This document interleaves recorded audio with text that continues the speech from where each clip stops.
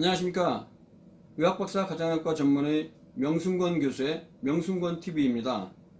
쇼닥터나 비전문가들의 유사의학, 사이비의학, 가짜의학이 아닌 근거중심의학, 근거중심 진료에 기반한 진짜 의학 지식을 전달하고자 합니다.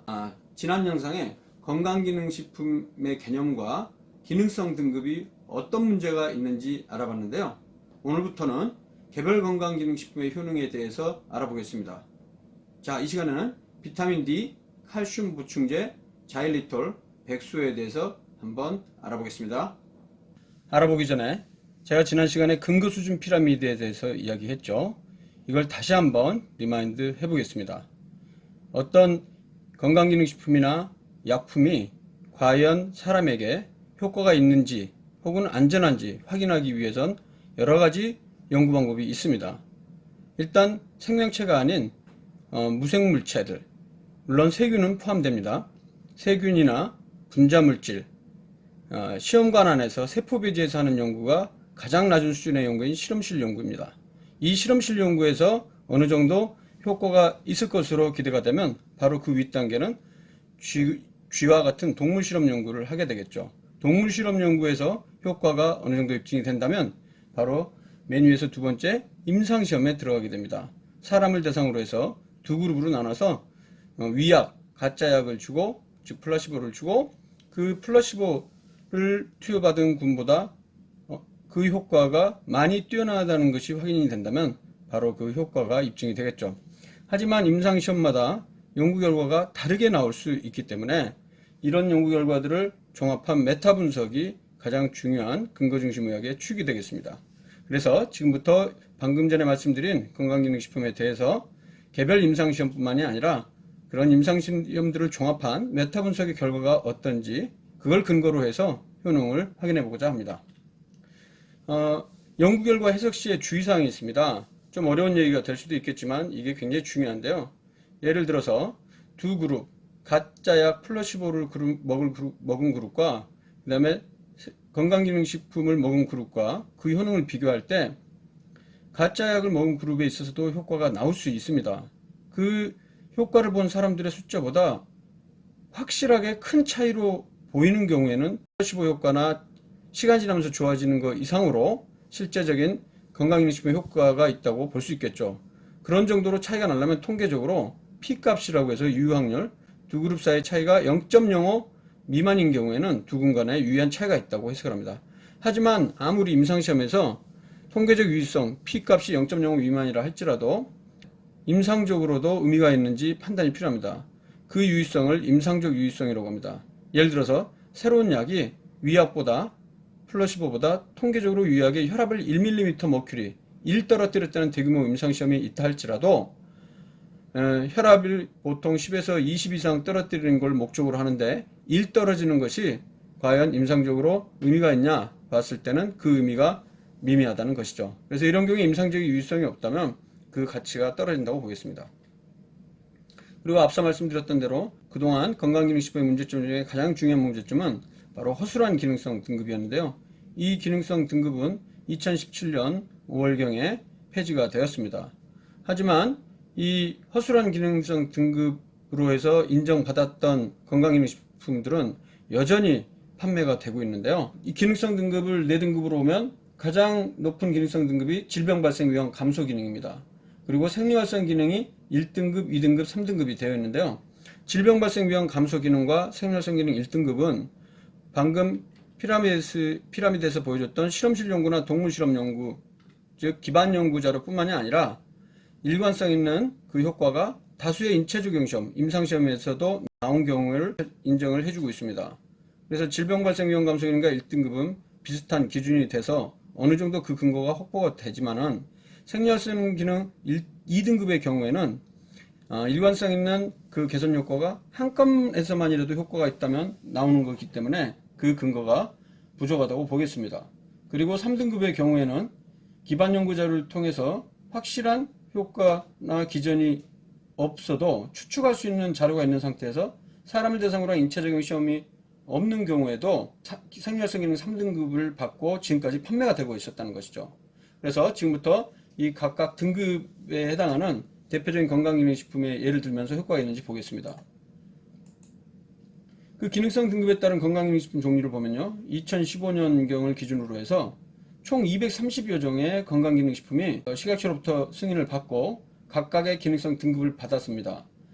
아까 말씀드렸던 질병발생위험 감소기능 가장 높은 기능성 등급이 바로 세 가지 종류가 있는데요. 칼슘과 비타민 D 그리고 자일리톨입니다. 칼슘과 비타민 D는 골다공증, 골절 위험성을 줄이는데 효과적이기 때문에 가장 높은 기능성 등급을 받았고요. 자일리톨 같은 경우에는 충치 예방에 도움이 된다고 해서 가장 높은 등급을 받았습니다. 생리활성 기능 1등급에는 7종이 있습니다. 글루코사민, 루테인, 폴리코사놀 등이죠. 그리고 대부분의 건강기능식품들은 생리활성 기능 2등급, 즉 임상시험 최소 한 편 이상만 있어도 인정을 해줬던 2등급이고요. 일부에서는 3등급도 있었습니다. 그래서 이걸 순서대로 가장 높은 등급부터 한번 볼 텐데요. 가장 높은 등급 골다공증 기능성 관련한 비타민 D 보충제의 경우는 2014년도 란셋이라는 의학 분야의 최고의 학술지에 기존에 나왔던 23편의 임상시험을 종합한 메타 분석 결과가 나왔습니다. 그 결과 종합적으로 총 70건의 골밀도를 측정했는데 이 중에서 6건에서는 이득이 있었고 2건에서는 오히려 골밀도에 있어서 해롭고 나머지 대부분에 있어서는 통계적 유의성이 없어. 즉 플라시보 위협과 비교했을 때 비타민 D 보충이 골밀도에 영향을 미치지 않았기 때문에 결론적으로 인터프리테이션에 보면 비타민 D 보충제는 골다공증 예방에 도움이 되지 않는 것 같다. 이렇게 결론을 내리고 있습니다. 칼슘을 보겠습니다. 폐경 여성들은 총 7편의 임상시험을 종합해 보니까 칼슘 보충제를 복용한 그룹은 플라시보 그룹을 먹은 그룹보다 심근경색증의 위험성이 27%나 높았다는 것입니다. 저는 이 메타 분석이 굉장히 중요한 의미를 갖는다고 생각을 하는데요. 사실 이 메타 분석이 나온 이후에 그 뒤로도 한 두세 편에서 오히려 칼슘 보충제는 심근경색증 위험성을 높이지 않는다라는 메타 분석도 나오기도 했습니다. 그런데 그 메타 분석을 시행한 사람들이 어느 정도 이해관계에 있는 그런 그룹에 있는 사람들이었다는 걸 제가 발견했고, 그래서 이 기존에 나온 모든 임상시험을 다시 한번 가장 최근에 나온 연구 결과까지 종합해서 메타 분석을 시행한 결과 아직 발표는 되지 않았습니다만 어떻게 분석을 하든 간에 15% 정도 심혈관 질환 위험성이 높아지는 것으로 확인이 되었습니다. 그래서 결론적으로 칼슘 보충제가 골다공증 예방에 도움이 된다는 근거도 미약한 상황에서 협심증이나 심근경색, 심혈관 질환 위험성이 높다는 가능성이 존재한 상황이면 제 생각에는 칼슘 보충제는 먹지 않는 것이 좋다고 생각합니다.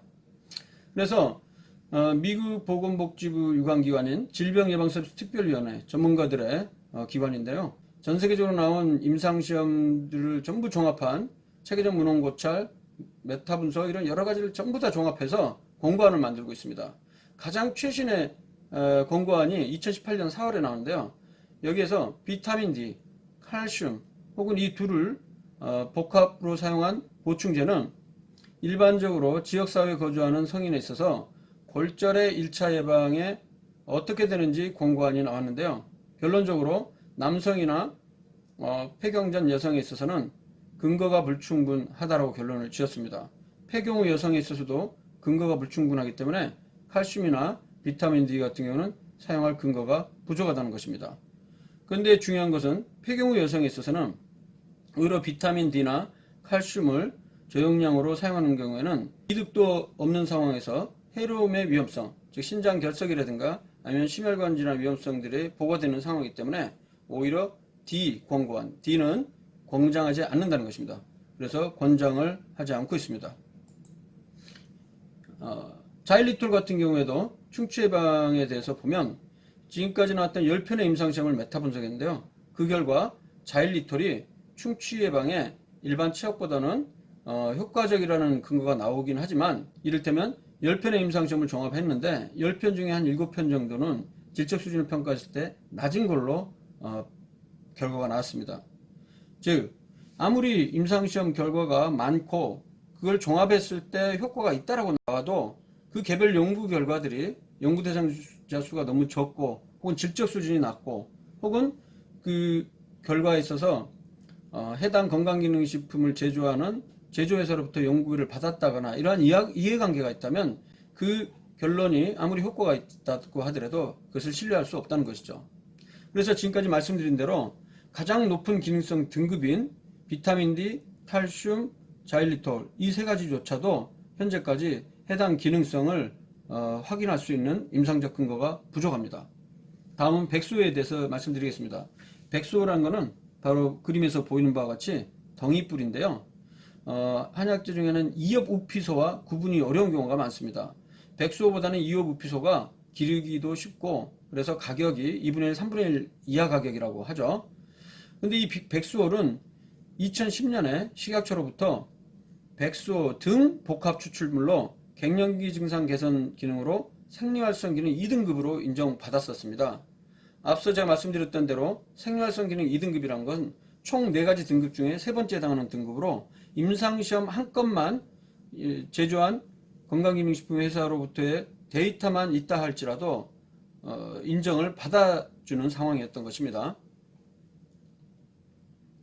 그리고 이어부피소는 기능성을 아직까지 인정받지는 못한 상황이었죠.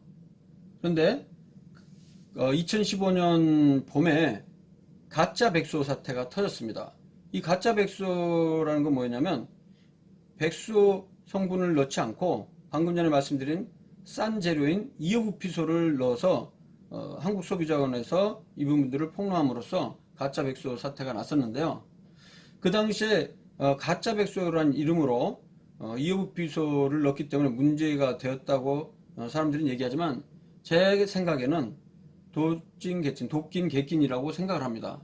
왜냐하면 어차피 백수호도 이어부피소나 큰 차이 없이 사람을 대상으로 해서 갱년기 증상 완화에 도움이 된다는 근거가 부족하기 때문이죠. 실제 2010년 식약처로부터 생리활성 기능 2등급을 받았기 전까지 논문은 2003년에 한국생물공학회지에 한 편이 나와 있었습니다. 연구 대상자 숫자는 48명으로 극히 숫자가 적습니다. 보통 국제학술지에 발표되는 임상시험 논문들 보면 최소한 수천 명을 대상으로 해서 하는 것이 일반적인데요. 여기서는 48명을 대상으로 해서 두 그룹으로 나눴죠. 약 25명씩 나눠서 한쪽 그룹은 백수호뿐만이 아니라 한약재인 속단, 당귀, 비타민 등 복합 추출물을 복용시키게 하고요. 다른 군은 가짜약, 위약, 플라시보를 3개월 동안 복용시키게 해서 폐경 증상이 얼마나 좋아졌는지 비교를 한 거고요. 통계적으로 유의하게 증상이 호전이 되었다는 긍정적인 논문이 있습니다. 이 논문을 쓴 연구자들은 실제 2012년도 파이토세라피 리서치라는 국제학술지에도 64명을 대상으로 해서 같은 결과의 임상시험 논문을 발표를 했습니다. 하지만 제가 봤을 때 문제점은 뭐였냐면 가짜 백수호 사태가 났었던 그 백수호를 제조하는 내추럴 엔도텍 대표도 공동저자로 들어가 있는 상황인데 그 논문에 이해관계에 대한 언급이 부족한 것으로 제가 파악을 했고요. 가장 심지어인 것은 40-50명 정도, 60명 정도의 연구 대상자 수는 결론을 내리기에 부족합니다. 그리고 아까 말씀드렸듯이 논문 임상시험 한 편만 갖고 효과가 있다고 보기에는 여전히 근거가 부족하고요. 최소한 5편이든 10편 이상 일관된 결과가 나와야 된다고 생각을 합니다.